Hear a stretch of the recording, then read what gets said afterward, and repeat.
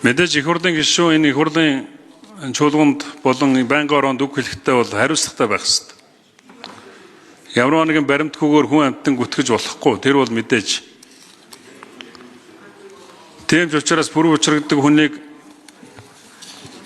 хууль ёсоор томилогдсон гэдгийг нь Бат Эрдэнэ гэдэг дарга хамгаалаад байгаа юм л да. Би тэрийг баталгаажуулж байгаа. Намайг ёс зүйн өрөөнд өгсөн учраас би бүх материалыг өгөх гэснээр ерөөсөө энэ нэг их хурлын гишүүн нөгөөдхөө ингээд шалгуулаад явждаг ямар юм байдгийг гэж бодоод өгөөгүй. Ер нь бол өгөхснийхээ төлөө энд хариуцлага хүлээх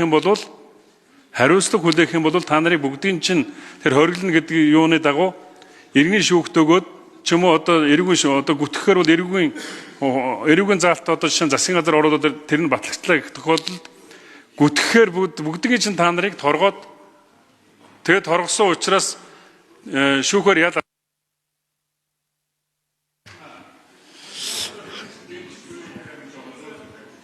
За Бат Эрдэнэ гишүүн хариулъя.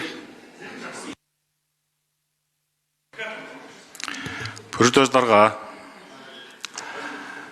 та бас намайг мэдэндээ уг нь бол нэг жоохон жижигхэн юмар бол шалшиг хийгээд идэг хүн биш дээ би. Хэрвээ ярихаар бол тантай өөртөө чинь очиод тулаад ярьчих бах. Түнсэж зүгээр тойруулаад ингээд янз янзын юмнууд ингээд ярих юм байхгүй тий. Тийм болохоор аливаа зүйл бол зашмынхаа дагуу л байх ёстой. Би сая яг үннээ хэллээ шүү. Тий. Би яг үннээ хэллээ шүү. Багхан шиг шалчихсан дээр хаад. За хоёр улсын их хурлын дэд дарга маань хуулиа тайлбарлаж хуулийнхаа зүйл заалтыг ярмаар байна. Хувийн асуудлыг хоорондоо бас энд ярмааргүй байна. Ариун зай гишүүн тайлбарлаад өгчөө.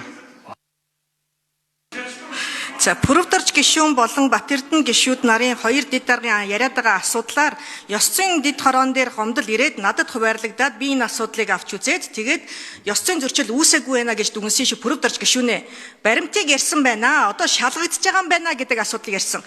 Гэхдээ энэ асуудлаар бусдыг гүтгэж доромжилно гэсэн үг биш. Зөвшөөрөгдөж байгаа гэсэн асуудал биш. Гишүүн бусдыг гэмт хэрэгт холбогдуулан доромжилж гүтгэхээс бусад тохиолдолд хуулийн хариуцлага хүлээхгүй гэж одоогоор нь байгаа. Тэгэхээр бусдыг үнэхээр одоо хүн алаад чандралсан гэж гүтгэж байгаа бол энэ чинь өөрөө иргэний шугамараа шийдвэрлэгдэх ёстой.